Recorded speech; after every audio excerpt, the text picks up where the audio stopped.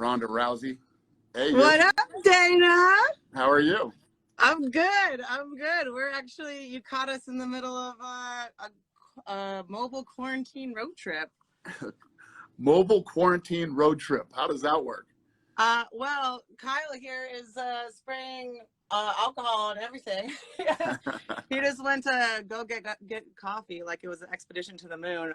But basically, we have like all of our food and all of our everything in this RV. We've been sleeping in it, showering in it, and yeah, this is completely unrelated to what you're gonna be talking about, but I have like a 160-pound boar bull that has no dogs its age, and it gets zoomies and like runs around the house like in sprints, and I've had 6 knee surgeries, so I can't handle that shit. So we're gonna go get him a girlfriend. I'm picking up a dog and some other stops or whatever. But yeah, we're going on a puppy road trip. Yeah, what kind of dog are you getting? It's called a Canis Panther. It looks like a really big Doberman.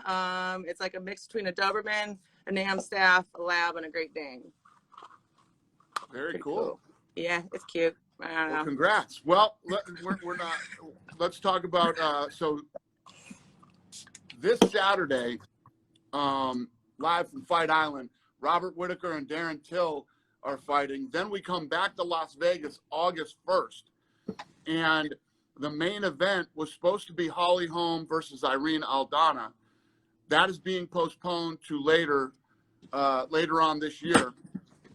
And now the main event for that fight is Derek Brunson versus Edmund Shahbazyan, who you manage, Edmund. Yeah. So I thought it would be fun to announce this with you and talk about Edmund. So Derek Brunson is 20-7. He's an All-American wrestler.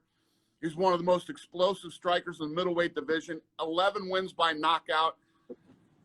Edmund Shahbazyan is a freak of nature. This kid is 11-0, undefeated. He's still only 22 years old. He's won all of his fights by first-round knockout except for one. 10 of his 11 wins by finish, 9 by knockout, 1 by submission, and he has 5 wins in under a minute. And he's a great kid. That's my fighter. That's right. Yeah, little Ed, he's been special. You know, we call him like Neo. He's the one, and like he is that first generation of kids that only did MMA. He was obsessed with MMA when I was training at the gym. He was actually my like throwing dummy for my Carmouche open workout. He was 15 years old. He was like still like bigger than me, but you know, he was like one of my training partners, and you know, he learned arm bars from me. He was getting beat up by me, and he was in the gym at a very pivotal time. And him and his brother would just like show up with like 10th Planet books and like completely like obsessed. I've never seen like kids more obsessed with MMA, and that was like the first generation of that. You know, like I came up in judo and other things, and MMA became a thing that everyone else had to adjust to when they were already experts at something else. And little Ed, which we called him little, but now he's gigantic. He is the first generation of those kids that MMA is all he did. There is no style that he had to conform into MMA with. MMA is his style, and he is like, it's not like he's just mediocre at everything. Like he is just fucking awesome at everything. Like this kid started off like destroying everyone at grappling tournaments and destroying everyone boxing tournaments, and then when he started like doing MMA, it was just a no-brainer. Like we assumed that he was going to break John Jones' record as the youngest UFC champion, and now like a global pandemic might slow that progress down a little bit for that exact record, but not much. We were only off for like 6 weeks or something like that. Yeah, I know, which is insane, but it just speaks to the inevitability of his championship reign. Like it's not if, it's when. This kid is special. He is one in a generation, and I know what the fuck I'm looking at, and you know what you're looking at, and it's interesting to finally be in this time where everyone else is starting to take notice, you know, because he's such a sweet and quiet kid,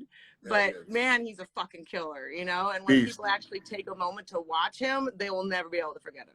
And this is the biggest test of his career. Brunson's number 8, he's number 9, and obviously a win puts him in. You know, Kelvin Gastelum just lost. Then you're looking at Gastelum, Till, Romero, Hermanson, Cannonier. I mean, if he can get through Brunson and he wins this fight, it's straight killers after that. He's coming into the, you know, he's looking at breaking into the top 5, which is very, very hard to do in the UFC. I mean, I really think it's not if, it's when. Every person, every heavyweight, professional heavyweight I seen sparring with this kid when he was 16, were like, who the fuck is this kid? Like, everyone has trouble with him. Everyone underestimates him. And I think that's a huge advantage that he has, but it's not one that he's going to have for very long, because people are going to realize what a force to be reckoned with that he is, but it's not an advantage that he needs, because he doesn't need people to see him coming or not. He's coming regardless. Boom. Boom. Well, there you have it, ladies and gentlemen. The new main event, Saturday, August 1st, is Brunson versus Shahbazyan. And thank you so much for taking the time with me to announce this. We miss you. I love you. And have a safe trip.